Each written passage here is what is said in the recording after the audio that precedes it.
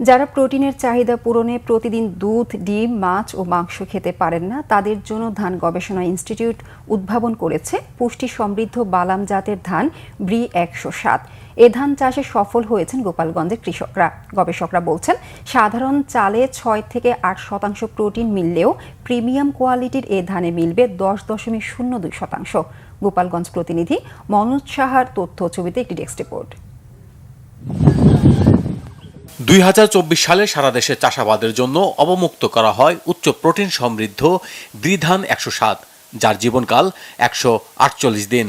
এতে রয়েছে ২৯.৩% অ্যামাইলোজ আর ১০.২% প্রোটিন। পরীক্ষামূলকভাবে গোপালগঞ্জে ১ হেক্টর জমিতে এ ধানের চাষ করেছেন কৃষকরা।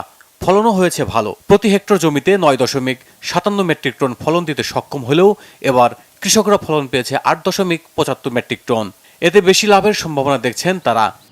৫২% জমি কাটছি এবং ধান মলছি, মলার পরে আমার ৫২% ৪১ মণ ধান হয়েছে। চাষ করার পরেও আমরা দেখতেছি যে না, অন্য যে ধান লাগাইতেছি তার চেয়েও এই ধানটার ফলনটা একটু ভালো হইতেছে। ১০৭ ধানটা লাগাইছি আমি। এই ধানটা লাগানো আমার সুবিধা আমার বীজ কিনা লাগতেছে না। সামনেবার এই ধানটা বীজ রেখে আমি এই ধানটাই বীজ দিয়ে আবার লাগাইতে পারবো। যত ধান লাগিয়েছে তার ভিতরে এই ১০৭ ধানই সবচেয়ে ভালো ও এর ফলনও বেশি হয়। এ ধানের আবাদ সম্প্রসারণে কাজ করছে কৃষি বিভাগ। মাছ, মাংস প্রোটিন পাওয়া যায়, কিন্তু ধান গবেষণার আবিষ্কারের কারণে এখন কিন্তু আমরা চালে প্রোটিন পাচ্ছি।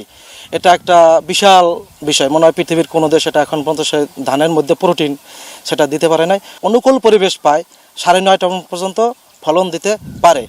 বাণিজ্যিকভাবে কৃষিতে ব্রি ১০৭ রূপান্তর ঘটাবে বলে মনে করেন গবেষকরা। অ্যামাইলোজের পরিমাণটা বেশি হওয়াতে ভাতটা ঝরঝরে মানুষ পছন্দ করে, এবং এইটা একটা প্রিমিয়াম কোয়ালিটি রাইস, মানে কি এটা চিকন সরু, এবং আমরা এখন আমাদের উন্নতির সাথে সাথে আমাদের রুচিরও পরিবর্তন হয়ে গেছে। আমরা এখন চাই যে সবাই চিকন চালের ভাত খেতে। খাদ্যে স্বয়ংসম্পূর্ণ হলেও দেশের বিশাল জনগোষ্ঠীর জন্য প্রোটিন যোগানোর পাশাপাশি কৃষিক্ষেত্রে নতুন বিপ্লব ঘটবে বলে আশা সংশ্লিষ্টদের।